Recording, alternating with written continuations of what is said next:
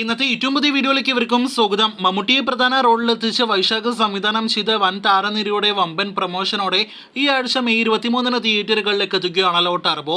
ഒരു പക്ക big budget mass action comedy entertainer സിനിമയുടെ തിയേറ്ററുകളിലേക്ക് എത്തുമ്പോൾ പ്രധാനമായിട്ടും ബോക്സ് ഓഫീസ് പ്രകടനം തന്നെയായിരിക്കും സിനിമ ലക്ഷ്യം വയ്ക്കുക എന്ന കാര്യത്തിൽ സംശയമൊന്നും തന്നെയില്ല.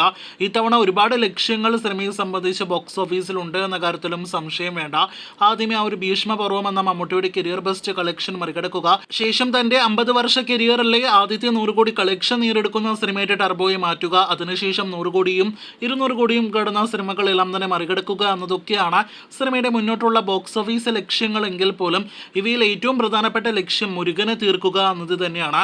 വൈശാഖിന്റെ തന്നെ സംവിധാനത്തിൽ 2016 തിയേറ്ററുകളിലേക്ക് എത്തിയ ലാലേട്ടൻ നായകനെ എത്തിയ അന്ന് വൻ വിജയം നേടിയെടുത്ത ഇൻഡസ്ട്രേറ്റ് വിജയം നേടിയെടുത്ത സിനിമയാണല്ലോ പുലിമുരുകൻ.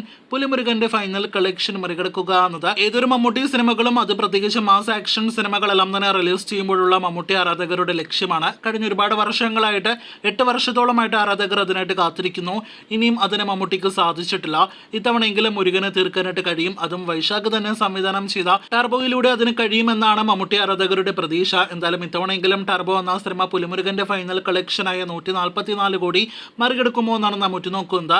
മറികടക്കട്ടെ എന്ന് ആശംസിക്കാം. അഥവാ മറികടക്കുകയാണെങ്കിൽ മമ്മൂട്ടിയുടെ കരിയറിലെ തന്നെ ഏറ്റവും ഉയർന്ന വേൾഡ് വൈഡ് കളക്ഷൻ ലഭ്യമാകുന്ന സിനിമയായിട്ടും ഒപ്പം വൈശാഖിന്റെ കരിയറിൽ ഏറ്റവും ഉയർന്ന വേൾഡ് വൈഡ് കളക്ഷൻ ലഭ്യമാകുന്ന സിനിമ കൂടിയായിട്ടും ടർബോ മാറുന്നതാണ്. ടർബോ പോസിറ്റീവ് ലഭ്യമാകുകയാണെങ്കിൽ എത്രത്തോളം കളക്ഷൻ നേടിയെടുക്കുമെന്നൊരു ചോദ്യവും ഉയർന്നു കഴിഞ്ഞിരിക്കുകയാണ്. നമ്മുടെ ഒരു പ്രതീക്ഷ നിലവിലെ മോളിവുഡിന്റെ ഒരു ബോക്സ് ഓഫീസ് പവർ എല്ലാം തന്നെ വെച്ച് നോക്കുമ്പോൾ മമ്മൂട്ടിയെ പോലൊരു താരത്തിന്റെ സിനിമ പോസിറ്റീവ് ലഭ്യമാകുകയാണെങ്കിൽ 100 അല്ല 200 കോടിയെല്ലാം തന്നെ നേടിയെടുക്കേണ്ടതാണ്. അതിന് കാരണം ഫഹദിന്റെ ആവേശം കൂടിയാണ്. ആവേശം എന്ന മാസ് എന്റർടൈനർ സിനിമയെല്ലാം തന്നെ 150 കോടിയിലേറെ കളക്ഷൻ നേടിയിട്ടുണ്ടെങ്കിൽ മമ്മൂട്ടിയെ പോലൊരു താരത്തിന്റെ സിനിമയെല്ലാം തന്നെ 200 കോടി കളക്ഷൻ നേടിയെടുക്കേണ്ടതാണ്. ഈ വിഷയത്തോടുള്ള പ്രേക്ഷക പ്രതികരണം എന്ത്? കാത്തിരിക്കൂ ടർബോ ബോക്സ് ഓഫീസ് വാർത്തകൾ കേട്ട്.